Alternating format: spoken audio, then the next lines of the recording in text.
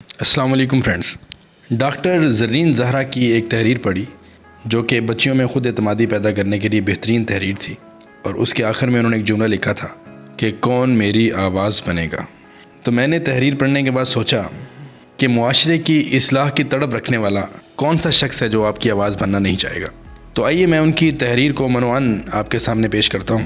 فرماتی ہیں کہ میں بہت دنوں سے یہ لکھنا چاہ رہی تھی مگر ہمت نہیں ہوتی تھی کبھی، اور کبھی الفاظ نہیں، مگر میں نہیں چاہتی جس کانفیڈنس کو حاصل کرنے کے لیے میں نے 30 سال لگا دیے اس کے لیے ہماری آنے والی نسل کی بیٹیاں بھی لگائیں۔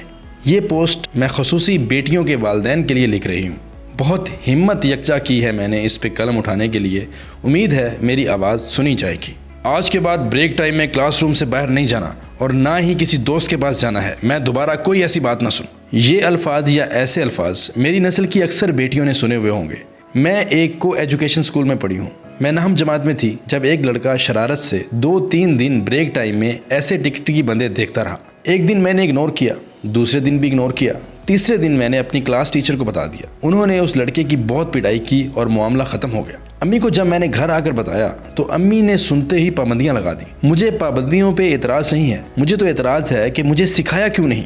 مجھے بتاتے کہ بیٹی جب آپ کو کچھ بھی نامناسب محسوس ہو جا کر اس شخص سے پورے کانفیڈنس سے پوچھئے، آپ میری طرف دیکھ رہے ہیں، کیا مسئلہ ہے آپ کا، میں کیا مدد کر سکتی ہوں آپ کی، اور اتنے زور سے یہ پوچھنا ہے کہ ساتھ سب متوجہ بھی ہو جائیں۔ بیٹی اس میں آپ کا قصور نہیں ہے، آپ نے اپنا حلق خشک نہیں کرنا اور نہ ہی ذرا سا بھی گھبرانا ہے۔ غلط انسان کو گھبرانا چاہیے، آپ کو نہیں۔ والدین آپ کی سیف سپیس ہیں، آپ کچھ بھی شیئر کر سکتی ہیں بلا جھجک۔ میں آپ سے یہی چاہتی ہوں کہ یہی کانفیڈنس آپ کی 5 سال کی بچی میں ہونا چاہیے۔ اسے کچھ بھی نامناسب لگ رہا ہے تو اسی وقت وہ بول سکے۔ مہمان اٹھانا چاہ رہا ہے اور بچی نہیں جانا چاہتی تو اس کی نہ کی عزت کریں، مہمان سے معذرت کر لیں مگر بچی کو فورس نہ کریں۔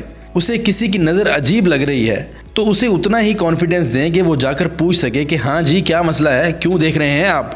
اور ایسی باتوں میں کبھی شرمندہ ہونے کی ضرورت نہیں ہے۔ یقین جانیں آپ کا یا آپ کی بچی کا 1% بھی قصور نہیں ہے۔ کون میری آواز بنے گا جو اس ویڈیو کو زیادہ سے زیادہ شیئر کرے گا۔